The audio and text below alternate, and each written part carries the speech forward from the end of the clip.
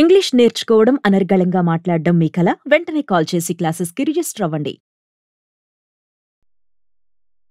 కూటమి పాలనను గమనిస్తూ ఉన్నారు. మీరు గమనించిన అంశాలేంటి? ఎలా ఉంది కూటమి పాలన? మీరన్నట్టు ఈ 14 పాలలో ఏదైతే బేసిక్ నీడ్ అంటే 1 తారీఖు కల్లా పెంచిన పెన్షన్లు వాళ్ళకి చేరుతున్నాయా? 5 తారీఖు కల్లా జీతాలు వస్తాయి. అసలు అమరావతి రాజధానిగా రూపాంతరం చెందుతున్న ఆశ ప్రజల్లో ఉంది. ఆంధ్రుల జీవనాడి పోలవరం పూర్తవుతుందా? ఎందుకంటే అస్తవ్యస్తంగా 5 సంవత్సరాల పరిపాలన, సంక్షేమం మాటను అభివృద్ధిని మర్చిపోయారు, బట్టను నొక్కారు. కానీ ప్రజలకి మేలు చేకూర్చేటట్టు ముఖ్యంగా ఆంధ్రప్రదేశ్ అనగానే గుర్తొచ్చేది అసలు ఏపీ రాజధాని ఏంటి అని. ఈ అధికారుల రంగాన్ని కూటమి, ఎందుకంటే బీజేపీ, టీడీపీ, జనసేన 3 కలిస్తేనే కూటమి. ఈ కూటమి 164 సీట్లు వచ్చింది, ఎంపీలు వచ్చింది. ఈ ఎంపీలతోనే కేంద్రంలో మోదీ గారు కూడా ప్రధానమంత్రి అయ్యారు.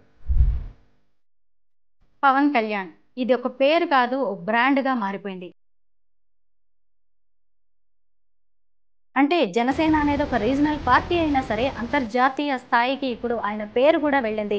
ఉత్తరాది రాజకీయాల మీద ఈయన ప్రభావం ఏమైనా ఉండే అవకాశం ఉందా? ఇతను అసెంబ్లీ గేటు కూడా దాటిని చెప్పిన వాళ్ళందరూ, రోజా కావచ్చు, కొడాలి నాని కావచ్చు, లేకపోతే వంశీ కావచ్చు, అమర్నాథ్ కావచ్చు, రకరకాల మంది చాలామంది చెప్పారు.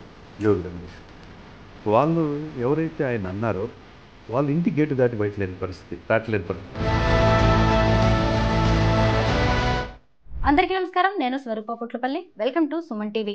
మొదటి నుంచి కూడా కూటమి ప్రభుత్వ పాలన మీద అందరికీ భారీ అంచనాలు ఉన్నాయి.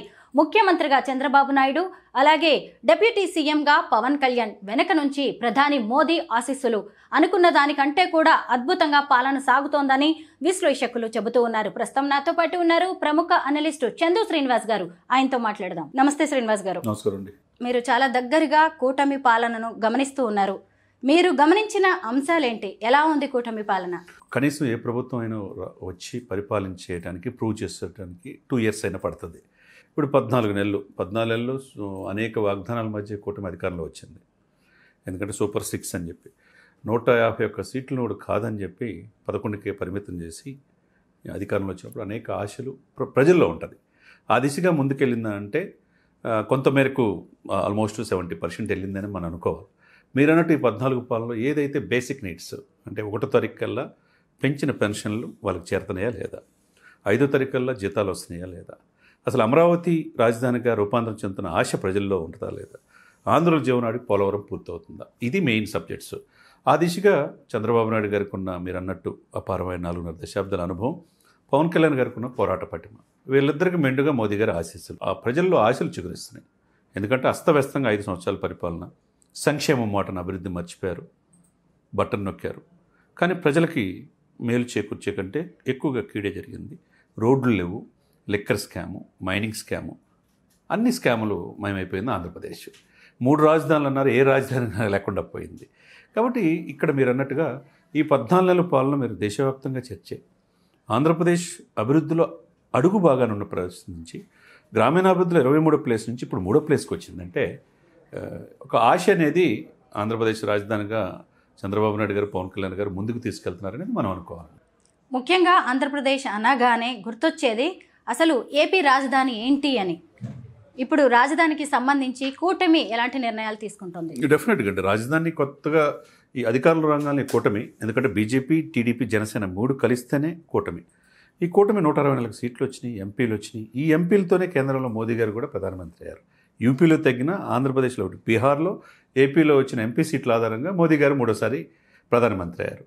ఇక జగన్మోహన్ రెడ్డి గారు 25 సంవత్సరాల రాజ్యాధికారం నేనే ఉంటాననే పరిస్థితి నుంచి, ప్రమాణ స్వీకారోత్సవంలో ఏర్పాట్లు చేసే పరిస్థితి నుంచి 11 సీట్కి పరిమితమయ్యారు. ఇవన్నీ ఓలన్ షోల్లో ఎవరు కీలక పాత్ర అంటే పవన్ కళ్యాణ్ గారు. ఆయన చెప్పి చేశాడు. జగన్ నేను అదపోతాలను తొక్కపోతే నా పేరు పవన్ కళ్యాణ్ కాదు, నా పార్టీ జనసేన కాదు అని చెప్పి చేశాడు.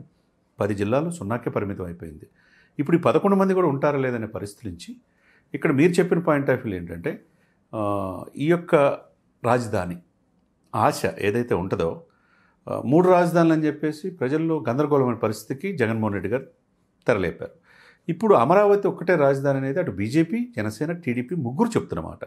కాబట్టి 24 hours 7,000 మంది వర్కర్స్తో పని జరుగుతుంది. బడ్జెట్లో కూడా మొదటి విడతలోనే 15,000 కోట్లు నిర్మలా సీతారామన్ కేటాయించడం అంటే మేమున్నామనే భరోసా కేంద్ర ప్రభుత్వం ఇచ్చింది. కాబట్టి శరవేగంగా పనులు జరుగుతున్నాయి. సింగపూర్ కూడా మళ్ళీ వెళ్ళారు ఆయన, వాళ్ళ యొక్క సలహాలు అడిగారు. పెట్టుబడులు పెట్టడానికి ఇతర గూగుల్ వాళ్ళని సంప్రదిస్తున్నారు, ఐటీ కంపెనీలు సంప్రదిస్తున్నారు. ఇవన్నీ చూస్తుంటే ఒకవైపు లోకేష్ గారు, ఒకవైపు చంద్రబాబు నాయుడు గారు, ఒకవైపు పవన్ కళ్యాణ్ గారు.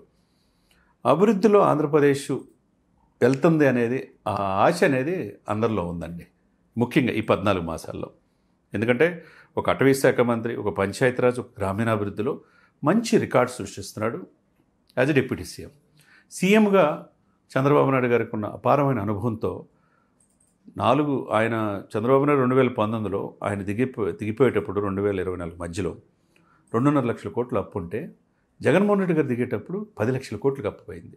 మరి ఈ డబ్బులన్నీ కూడా ఎవరి మీద పడతాయి? జనాల మీద పడతాయి కదా. మరి అప్పులు ఇన్నున్నా కానీ 1వ తారీఖు కల్లా పెంచిన పెన్షన్లు ఇస్తున్నారు, 5వ తారీఖు కల్లా జీతాలు ఇస్తున్నారు. రోడ్లు అస్తవ్యస్తంగా ఉన్న పరిస్థితి నుంచి రోడ్లు కూడా మనం బ్రహ్మాండంగా ఉన్నాయి. ఇవన్నీ కూడా ఏంటంటే ఒక ఆశ అనేది ఈ 14 మంత్స్లో ప్రజల్లో, ఆంధ్రప్రదేశ్ ప్రజల్లో కలుగుతుంది. పవన్ కళ్యాణ్ ఇది ఒక పేరు కాదు, ఓ బ్రాండ్గా మారిపోయింది. ఎప్పుడైతే ఆయన కూటమితో కలిసి విజయాన్ని అందుకున్నారో ఆయన మీద అంచనాలు కూడా అలాగే పెరిగిపోయాయి. అంటే జనసేన అనేది ఒక రీజనల్ పార్టీ అయినా సరే అంతర్జాతీయ స్థాయికి ఇప్పుడు ఆయన పేరు కూడా వెళ్ళింది. ఉత్తరాది రాజకీయాల మీద ఈయన ప్రభావం ఏమైనా ఉండే అవకాశం ఉందా? డెఫినెట్గా మీరు చెప్పిన ప్రతి పాయింట్లో అండి, ఇతను ఎక్కడ గెలవడు, రాజకీయాలకు పనికిరాడు, సినిమాలకి పరిమితం అనే పరిస్థితి నుంచి ఇతను అసెంబ్లీ గేటు కూడా దాటనేమని చెప్పిన వాళ్ళందరూ, రోజా కావచ్చు, కొడాలి నాని కావచ్చు, లేకపోతే వంశీ కావచ్చు, అమర్నాథ్ కావచ్చు, రకరకాల మంది చాలామంది చెప్పారు, జోగి రమేష్, వాళ్ళు ఎవరైతే ఆయన అన్నారో వాళ్ళు ఇంటి గేటు దాటి రావట్లేని పరిస్థితి. ఆయన హ్యాపీగా 21 గెలిపించుకున్నాడు, సక్సెస్ రేట్ చూపించాడు. దశాబ్దం పైన పోరాటంలో అండి ఒక పార్టీ, ఒక ప్రాంతీయ పార్టీ, మీరు అన్నట్టు ఇది ప్రాంతీయ పార్టీ, జాతీయ భావజాలంతో కూడిన ప్రాంతీయ పార్టీ. జాతీయ భావజాలంతో బీజేపీ పెద్దలను ఒప్పించి టీడీపీని కలిపి ఈ రోజున అధికారులు తీసుకొచ్చిన పార్టీ. కాబట్టి ఇక్కడ ఏమంటండి, పవన్ కళ్యాణ్ అనే వ్యక్తి ఒక వ్యక్తి కాదు, ఒక శక్తిగా రాజకీయాలు బాగా నేర్చుకున్నాడు, స్థితప్రజ్ఞుడు. ఎక్కడ ఏం చేయాలో, ఎక్కడ ఏ స్టెప్ తీసుకున్నారో ఆయనకి చెందిన పరిణితి దేశంలో ఎవరికి లేరన్నట్టు కనిపిస్తుంది. ఎందుకంటే ఒక హిందూ సనాతన సంప్రదాయం అని చెప్పి అనేక మంది పీఠాధిపతులు, మఠాధిపతులు ఉంటే ఎవరు చేయలేంది ఒక 100 కోట్ల మంది, అంటే 80% పాపులేషన్ హిందూస్ ఉండరు. నేనున్నాననే భరోసా ఇవ్వగలిగాడు కదా. ఇటు సౌత్ నుంచి నార్త్లో కూడా మీరు ఈరోజు పవన్ కళ్యాణ్ అంటే ఈ సాక్షాత్తు ప్రపంచ దేశాల మన్ననలు పొందిన మోదీ గారే ఈయన పవన్ గారు తుఫాన్ అంటున్నాడంటే ఈయన ఏంటనేది రాజకీయాల్లో అర్థమైంది కదా. కాబట్టి ఎక్కడో లడ్డు అపవిత్రం జరిగితే ఈయన 11 రోజులు ప్రాయశ్చిత్త దీక్ష అయింది. హిందువులు సనాతన సంప్రదాయం అయింది. ఒకవైపు మహారాష్ట్ర ఎలక్షన్స్లో వెళ్తే అక్కడ సక్సెస్, ఢిల్లీ వెళ్ళినా, తమిళనాడు వెళ్ళినా, లేకపోతే కుంకి ఏనుగుల కోసం కర్ణాటక వెళ్ళినా ఆ పార్టీ ఈ పార్టీని కాదు. ఈ వ్యక్తి రాజకీయాల్లో జాతీయ భావజాలం, ఆయన పదవికాంక్ష లేదండి, డబ్బు సంపాదించాలన్న యావా లేదు. పిల్లల డిపాజిట్లో 34 కోట్లు తీసేసి కౌలు రైతులకు ఇచ్చిన వ్యక్తి. ఇటువంటి వ్యక్తుల్ని మనం రేరుగా చూస్తుంటాం. కాబట్టి ఆయనకున్న చిత్తశుద్ధి, ఈ దేశానికి, ఈ సమాజానికి, నేనన్నా ఈ ప్రజలకి సేవ చేయాలన్న ఆలోచన ఏదైతే ఉందో, ఈరోజు పవన్ కళ్యాణ్ పేరు, ఈయన తెలుగు రాష్ట్రాల వ్యక్తే కాదు, ఈయన నేషనల్ పొలిటికల్ స్టార్గా అవతరించాడు. శ్రీనివాస్ గారు, ఓ ప్రభుత్వం బాగా పనిచేయాలంటే ఖచ్చితంగా బలమైన ప్రతిపక్షం ఉండాలి. 5 ఏళ్ల పాటు అధికారాన్ని అనుభవించిన వైఎస్ఆర్సీపీ అనేది పాత్ర పోషిస్తోంది. అంటే ప్రతిపక్ష హోదా కూడా లేదు యాక్చువల్గా చెప్పాలంటే. అంటే తనకు తగ్గట్టుగా 40% ఓటు బ్యాంక్ వచ్చింది, కానీ అసెంబ్లీలో ప్రూవ్ చేసుకునే ప్రతిపక్ష పాత్ర లేదు. ప్రతిపక్షం కావాలని చెప్పేసి అసెంబ్లీ స్పీకర్ని అడిగిన ఇవ్వట్లా, కోర్టుకు వెళ్ళినా మీకు రాదంటున్నారు. కానీ ప్రజల్లో పోరాడే ఇది ఇప్పటికైనా జరిగిన తప్పుని, ఎందుకు సంక్షేమ అభివృద్ధిని మర్చాం, ఎందుకు 11కే పరిమితం అయిందని క్షేత్రస్థాయిలో ప్రజల దగ్గరికి వెళ్ళే ధైర్యం కూడా చేయట్లా.